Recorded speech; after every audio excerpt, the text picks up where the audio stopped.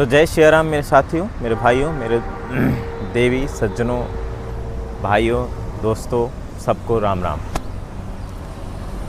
तो आइए जानते हैं पीपल का महत्व, पीपल के पेड़ का महत्व।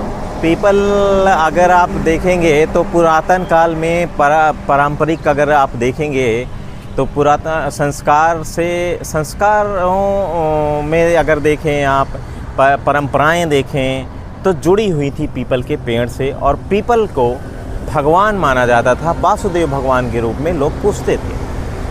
आज मुझे मुझे ये समझ में आ जाता है कि जो भी रही हों मान्यताओं से जुड़ के ही, लेकिन कहीं ना कहीं इस चीज़ का तो वो बेहतर पालन करके बेहतर रिजल्ट हासिल करते थे कि जब वो पीपल को पाल के पीपल को भगवान मान के और उसकी सुरक्षा करते थे और रक्षा करते थे। लेकिन अब और काटना भी, जहाँ तक मान्यताएं थी कि पीपल को काटना भी पाप माना जाता था, जिस वजह से लोग काटते नहीं थे।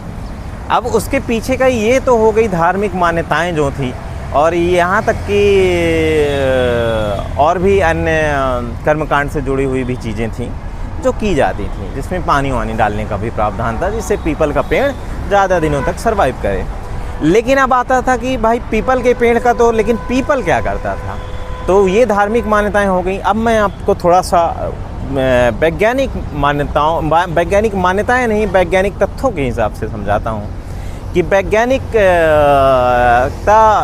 कहता है कि आप कार्बन बोले तो कार्बन डाइऑक्साइड को अपनी तरफ सबसे ज़्यादा खींचने वाला जो पौधा होता है, उनमें गिना जाने वाला पेड़ होता है पीपल।